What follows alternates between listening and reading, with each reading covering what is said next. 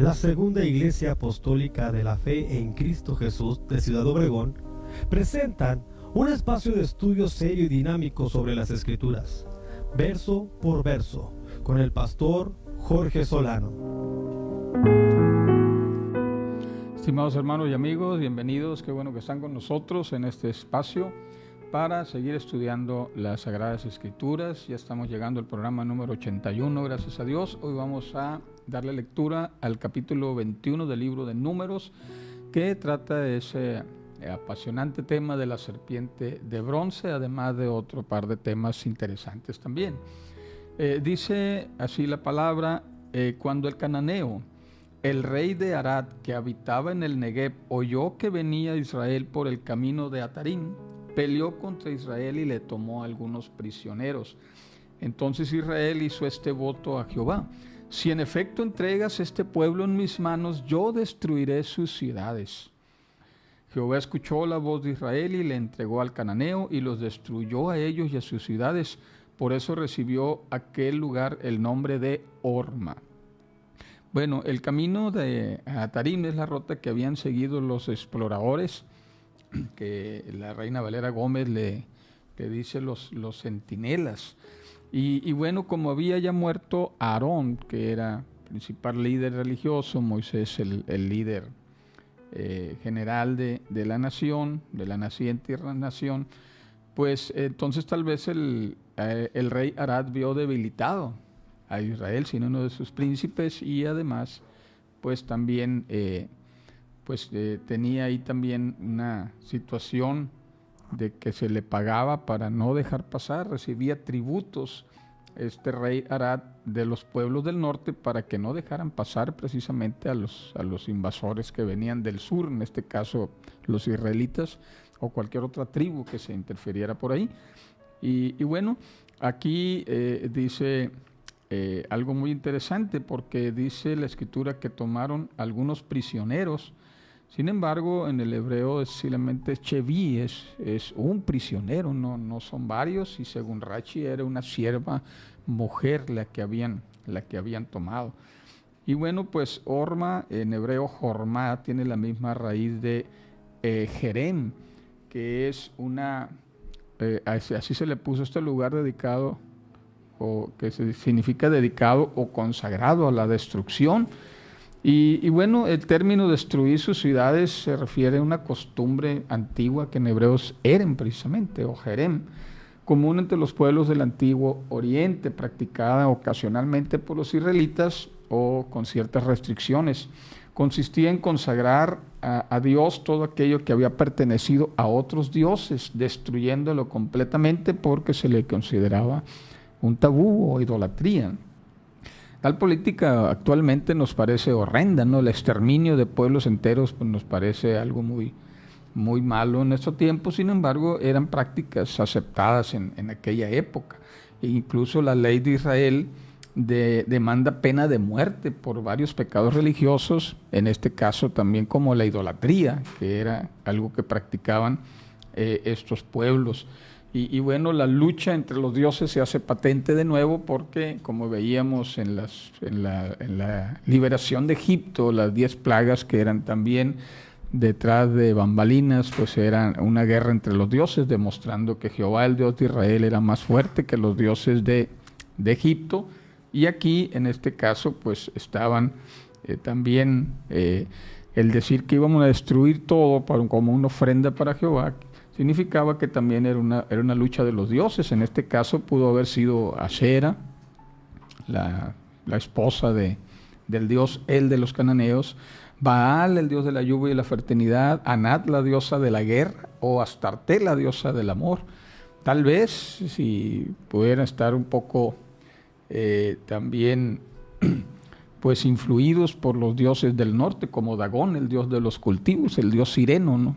Ese que adoraban los ninivitas, que en la historia de Jonás. Y miren, prueba de ello dice Deuteronomio capítulo 7, del 1 al 5, que las instrucciones que el Señor les va a dar ya en el último tramo, cuando ya Moisés está despidiendo a esta nueva generación de israelitas nacidos en el desierto, y les dice que cuando Dios les haya introducido en la tierra que van a entrar y haya expulsado delante de ti a las naciones, y menciona alguna lista: el Eteo, Gergeseo, Amorreo, Cananeo, Fereceo, Aleveo y el Jebuseo, 7 naciones mayores y más poderosas que tú, y Jehová tu Dios te las ha entregado y las hayas derrotado, y las destruirás del todo, no harás alianza con ellas, ni tendrás misericordia, no emparentarás con ellas, no darás tu hija a tu hijo, ni tomarás hijos de ellas para tus hijos, porque ellos apartarán de mí a tu hijo y servirá a dioses ajenos. Entonces el furor de Jehová se encenderá contra ustedes. Es decir, aquí la orden era: destruyan los altares, quiebren las estatuas, destruyan las imágenes de Ashera, quemen sus esculturas en el fuego. Y aquí ya da el nombre específico de una divinidad, ¿no? Ashera, que era la esposa del dios El en la mitología o en el panteón de dioses cananeos. Pero bueno, aquí hay que ponernos en contexto de que ya había pasado 38 años de la peregrinación en el desierto, con todas las rebeliones que hemos estado viendo, aunque ha sido en un breve de tiempo nuestro, pero pasaron muchos años ahí en el desierto peregrinando, esperando que se levante la nube para avanzar. Ve donde se detenía la nube, ahí volvían a armar el tabernáculo. Todo eso pasó, pero había un asunto muy importante, que era la purificación de esta nueva generación. Y había una prueba muy difícil que iban a pasar, que precisamente en el verso 4 ya se narra la historia. Dice: después que partieron del monte Hor, camino del Mar Rojo, para rodear la tierra de Edom, se desanimó el pueblo por el camino. Bueno, aquí también recordemos que 38 años atrás, estos cananeos, precisamente, que se habían interferido hoy, los derrotaron cuando enviaron los exploradores, y luego que después se arrepintieron de hacerles caso a los que habían dado un diagnóstico negativo, y luego que fueron a la batalla sin Dios y sufrieron una derrota también en eso. También pudo ser que este rey Arad pues haya decidido, ¿verdad? Si ya los destruí hace 38 años, hoy lo vamos a destruir de nuevo.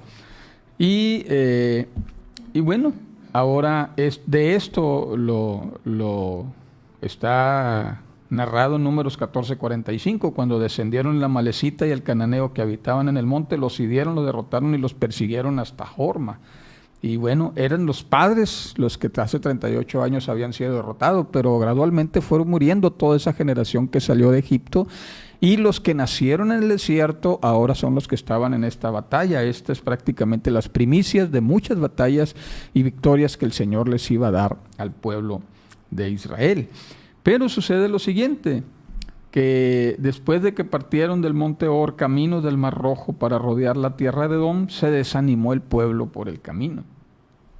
Ahora se desaniman porque en vez de entrar a la tierra después de esta gran victoria, pues se tienen que regresar.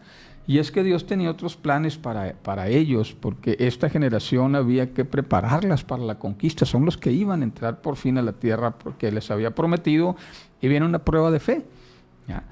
Y bueno, dice en el verso 5, comenzaron a hablar contra Dios y contra Moisés, diciendo: ¿por qué nos hiciste subir de Egipto para que muramos en este desierto? Pues no hay pan ni agua, y estamos cansados de este pan liviano.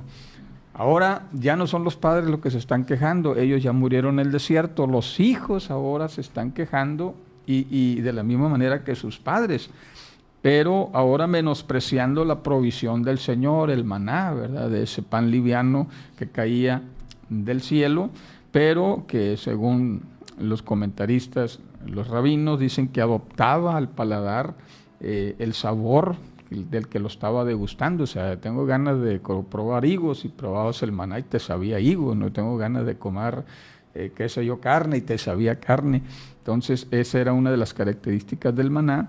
Y además no producía desechos, sino que se absorbía totalmente en el cuerpo. Era algo muy interesante esos datos del maná, que tal vez luego los abordemos con más calma. Pero luego dice que entonces Jehová envió contra el pueblo unas serpientes venenosas que mordían al pueblo, y así murió mucha gente de Israel. Bueno, estos eran serafines serpientes serafines, según la versión, la Biblia textual, tercera edición, la traduce como serpientes ardientes. Casiodoro de Reina, la versión Reina Valera 60, serpientes venenosas. En el hebreo es Hanashim Haserafim, ya que hay algo curioso. Dicen los comentaristas que son ardientes por el dolor y la inflamación que producía el veneno, que ardía la herida, que eran abrasadoras, traduce la Biblia de Jerusalén.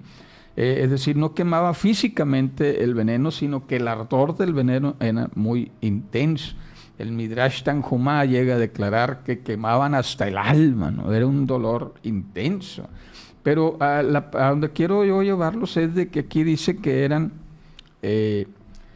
Hanashim, es decir, serpientes, como el Nahash de la serpiente de Génesis 3, pero luego dice Haserafim. Y esta palabra serafín aparece 7 veces en la Biblia hebrea y no siempre con la misma acepción. Números 21, 6 y 8, que es lo que estamos leyendo, y Deuteronomio 8:15 tiene que ver con serpientes que mordían y producían un dolor intenso, un ardor muy fuerte. Pero en Isaías capítulo 6, verso 2 y verso 6, ahí se traduce directamente como serafines. Eran seres celestiales en forma de serpiente, eran seres serpentinos con alas, como los describe el profeta, y aquí está hablando de otro tipo, ¿no? Son serpientes, pero unas son las serpientes de tierra y otras son las serpientes del mundo espiritual. Y Isaías 14, 29 y 36 lo traduce como serpientes con alas. Este serafín lo traduce como serpientes con alas. Entonces, ¿qué tenemos aquí? Bueno, por un lado los egipcios relacionaban a este tipo de serpientes con la especie llamada cobra, que al ponerse en posición de ataque despliega su cuello como una capucha. Es muy común ver imágenes entre los egipcios de sus dioses representados por esta serpiente con alas, ¿no? Que ya exagerando esa capucha en el cuello, entonces las despliegan como alas y así los dibujaban. Y lo relacionaban con dioses serpentinos, con serafines precisamente. Y bueno, como dato curioso también es la serpiente venenosa más grande del mundo, del género de los ofibios, de las que comen incluso serpientes, otras serpientes. Ustedes recordarán el evento de la vara de Aarón contra las varas de los egipcios, ¿no? que se convierten en serpientes y luego la de Aarón se come a las otras. Bueno, pues eran ese tipo de serpientes ofibias que comen también de su misma raza. Y se creía ello. Sin embargo, aquí tenemos que aclarar que los serafines, aunque la palabra sea la misma en el hebreo, tener cuidado que aquí en el relato del desierto no se relacionan con los serafines del relato de Isaías, pues unas son serpientes terrenales, otras son serpientes celestiales. Bueno, dicho esto, entonces dice: el pueblo acudió, el verso 7, a Moisés y le dijo: hemos pecado por haber hablado contra Jehová y contra ti. Ruega a Jehová para que aleje de nosotros estas serpientes. Entonces Moisés, como es la costumbre en este libro, ¿verdad?, después de un problema, ¿qué hacía? Se postraba para orar al Señor. Moisés oró por el pueblo y Jehová le respondió diciéndole: hazte una serpiente ardiente y ponla sobre un asta. Cualquiera que sea mordido y la mire, vivirá. Hizo Moisés una serpiente de bronce y la puso sobre un estandarte, un asta, y cuando alguna serpiente mordía a alguien, éste miraba a la serpiente de bronce y vivía. Y aquí tenemos otro juego de palabras interesantes. Bueno, la Reina Valera traduce: hazte una serpiente ardiente. En el hebreo solamente dice: hazte un sarap, o sea, un serafín. Hazte una serpiente, un serap. No dice ambos términos, sino simplemente ardiente o serpiente. Sin embargo, por alguna razón, Casiodoro de Reina armó dos palabras de una sola en el hebreo, no sarap. Pero luego dice que Moisés hizo una serpiente de bronce, y aquí es Nahash Nehoshet. Es una serpiente, precisamente como la serpiente que narra Génesis, el Nahash, pero luego dice Nahoshet, y Nahoshet es bronce. el color rojizo, ardiente, que simula, ¿verdad?, ese tipo de divinidades por su brillo, y entonces lo veías, un color rojo intenso, pues es un color que arde, asemeja al fuego, y eso fue en este juego de palabras, porque Nahash, serpiente, y Nehoshek tienen la misma raíz en el hebreo, son las mismas letras, y esta es la relación curiosa que menciona en Números 21:8. Dios le dice: hazte una serpiente ardiente, un sarab, y Moisés lo interpreta y dice: voy a hacer una Nahash Nehoshek, una serpiente de bronce. Y aquí tenemos, familia, pues un asunto de fe. Se necesitaba creer y luego hacer.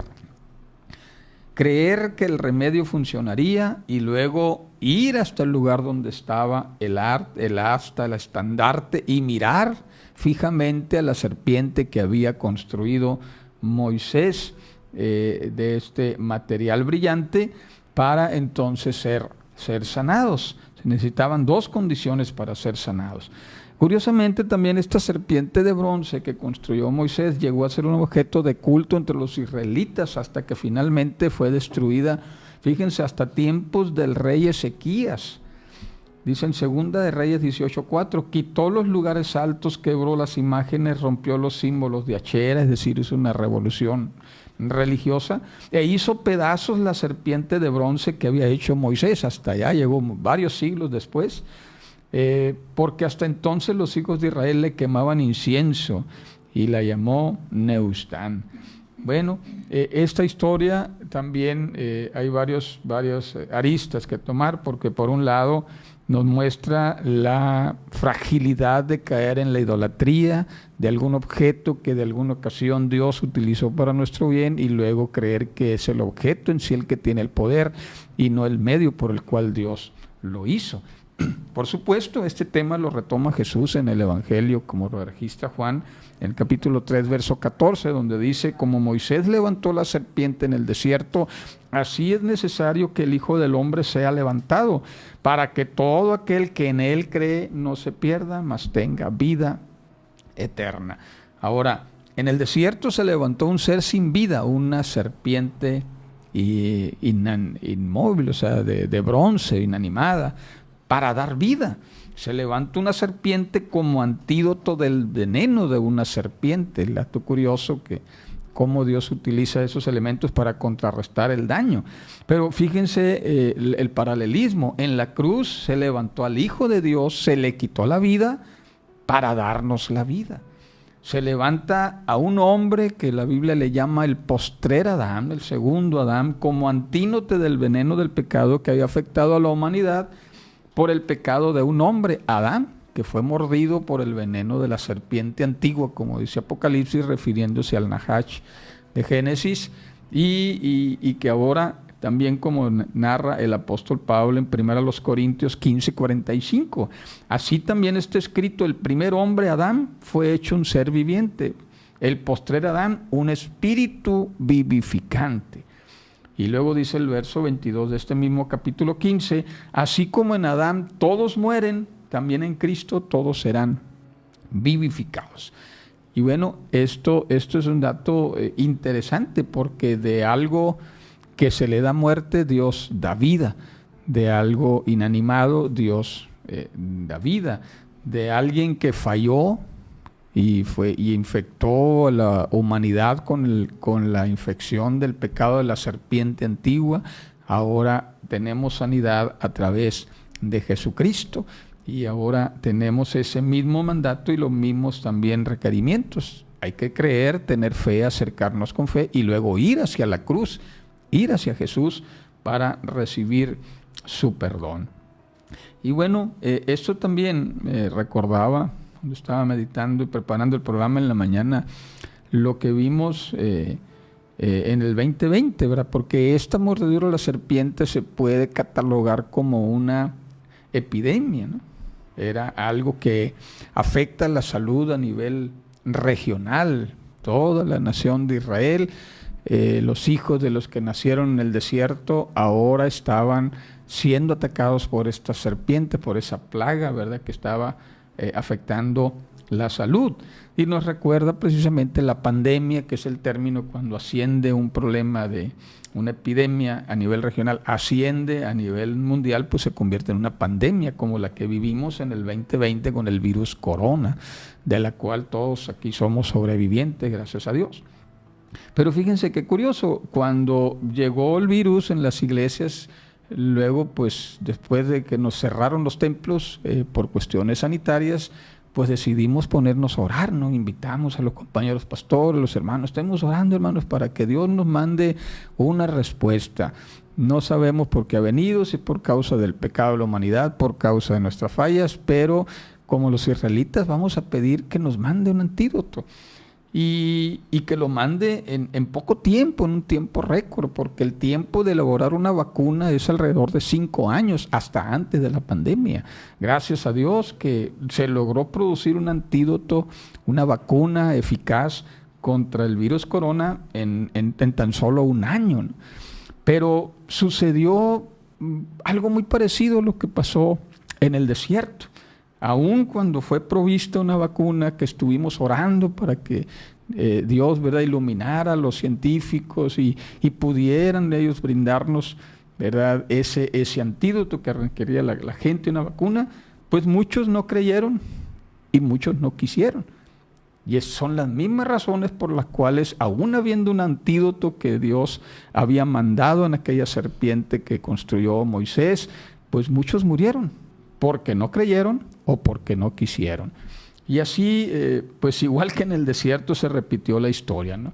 Tuvimos amigos, ¿verdad?, familia, que decidieron pues no aceptar el antídoto porque pues tuvieron sus dudas, ¿verdad? No lo señalamos, pero tuvieron sus dudas si realmente venía de parte de Dios, si era bueno.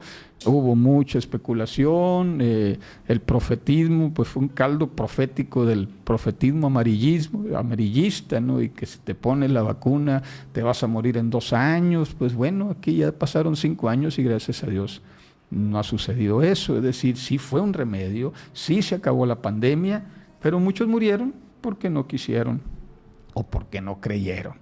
Es así de básico los procedimientos que Dios utiliza. Recordemos que Jeremías 33:3, ese famoso pasaje que dice: clama a mí y yo te responderé y te mostraré cosas grandes y ocultas que tú no conoces. Pero luego dice el verso 6: y yo te enviaré sanidad y medicina. Dios puede proveer una sanidad instantánea, sobrenatural sobre algún problema, pero también puede mandarte medicina, un medio por el cual tengas lo mismo, pero a través de un proceso en que intervenga la ciencia médica con la inteligencia que Dios nos da a los médicos. Entonces, pero eso también viene de Dios, el querer separar y decir: esto, yo espero un milagro y no voy a tomar medicamento. Pues bueno, es que no es lo que enseña la Biblia. Al menos Jeremías 33:6 dice: yo soy el que te envío la sanidad y yo soy el que te envío la medicina. Como en el caso de esta historia, Dios pudo haberlos sanado por el solo hecho de decir: ora por ellos, Moisés. Pero no, Dios dijo: hazte una serpiente y que crean en ello y luego que vayan a donde está y la miren con fe, creyendo que van a ser sanados. Bueno, es bíblico, ¿verdad?, todo este procedimiento. Y bueno, para cerrar el capítulo, porque todavía nos quedan dos temitas aquí sencillos. Una es la canción del pozo. Dice la Escritura que después de que pasaron este incidente, partieron los hijos de Israel, acamparon en Obot y luego se fueron a Abarim, en el desierto frente a Moab, hacia el nacimiento del sol. Es decir, hacia el este, en el oriente, frente a Moab, del otro lado del Jordán, y partieron de ahí, y entonces ahí dice el libro, dice el verso 14, dice el libro de las batallas de Jehová, lo que hizo en el Mar Rojo y en los arroyos de Armón y en las corrientes de los arroyos que van a parar en Ar, descansa en el límite de Moab. Bueno, este libro que menciona la Biblia, el libro de la batalla de Jehová, es uno de los muchos libros que menciona la Escritura que están perdidos. No sabemos de ellos. Son libros que se mencionan, debió contener el registro de todas las batallas que libró el pueblo de Israel, pero no llegó ni un manuscrito, no llegó ni una copia, nada de ello. Pero hay muchos libros como este, el libro de Jaser, el libro de los Hechos de Salomón, el libro del vidente Samuel, el libro del profeta Natán, el libro del vidente Gad, las palabras de Jehú, el libro de Jeremías, el libro de las memorias, es decir, muchos libros que menciona la Biblia que existieron y se hizo un registro, pero no nos llegaron hasta nosotros. Y bueno, de ahí ya menciona un poema, ¿no? Menciona aquí una canción, y aquí es propia del Antiguo Testamento, como el cántico de María cuando salieron de Egipto, componer cantos, porque la canción es un instrumento para traer a la memoria los hechos del pasado, ¿no? Como algo así como los corridos en México, ¿no? Se compone un corrido y todos sabemos de la cárcel de Canané y sabemos de la máquina 501, más que por leer libros, por escuchar las canciones, ¿no? Las canciones traen a la memoria popular los eventos del pasado, y este es uno de los cánticos de los muchos que contiene la Biblia, de Números 21, 16 al 20, donde el Señor le dio esta victoria, y luego cuando pasaron el incidente de la serpiente. Y luego después viene otro, porque viene la lucha contra el rey Sehón, que también le pidieron, como la usanza del pueblo de Israel, de pedir permiso para pasar, como ya lo habían intentado con otros de los pueblos, pero no quisieron también. Igual que los cananeos y los amorreos, el rey Sehón pues no quiso dejarlos pasar. Era otro de los que se le pagaban tributo para que no dejaran pasar por su territorio hacia el norte, pero Israel lo hirió, dice, a espada, filo de espada, tomó sus ciudades.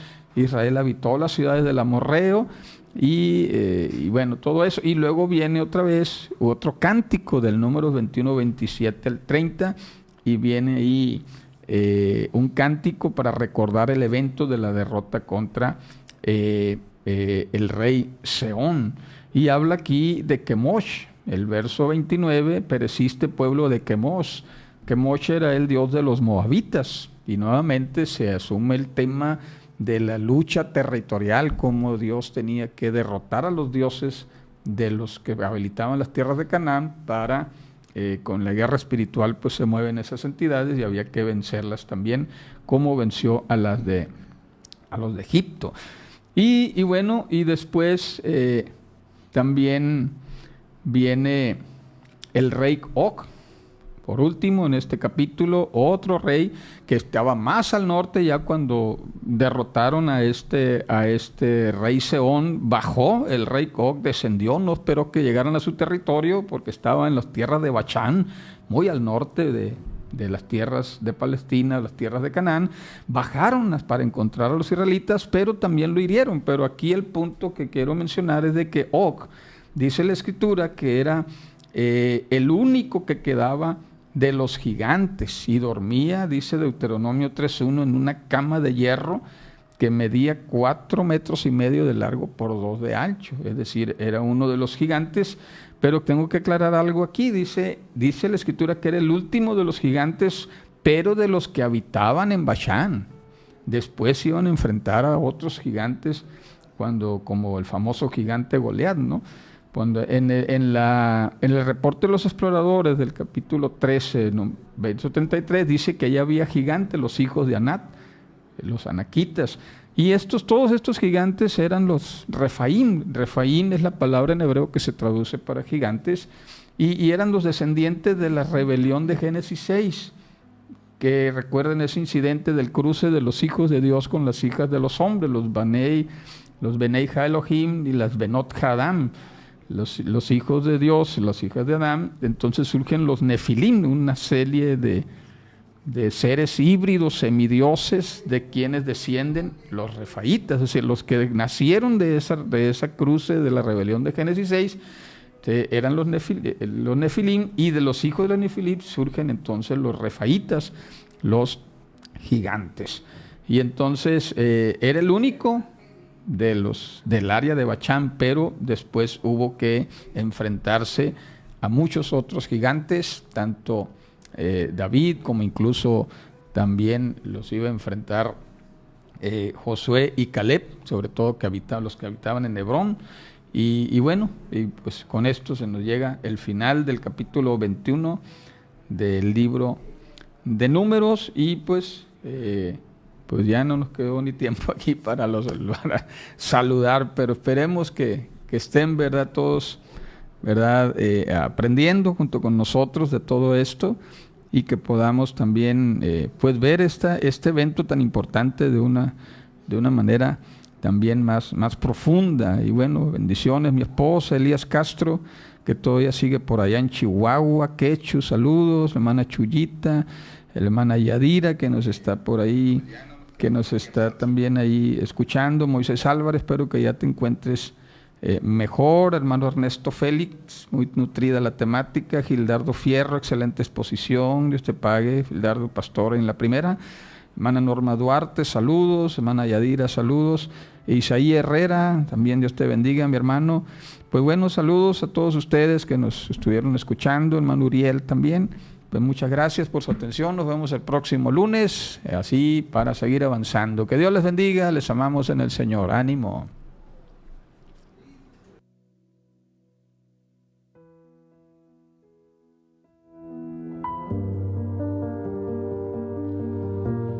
Gracias por escuchar Verso por Verso. Te invitamos a sintonizarnos todos los lunes a las 6 de la tarde por Radio Vida Obregón en el 100.1 FM.